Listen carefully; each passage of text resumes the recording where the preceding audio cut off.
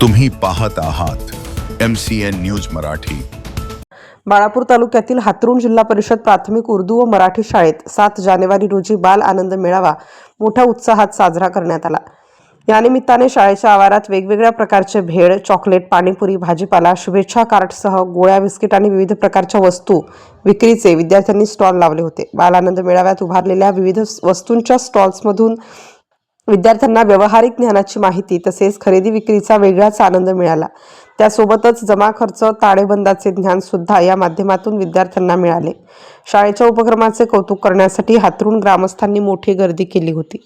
यावेळी जिल्हा परिषद उर्दू शाळेचे मुख्याध्यापक इनायत सर, मराठी शाळेचे मुख्याध्यापक कुलकर्णी सर यांच्यासह सर्व शिक्षक आणि इतर कर्मचारी उपस्थित होते। MCN न्यूज मराठीकरिता काझी मेहंदी हसन, हातरुण। नमस्कार।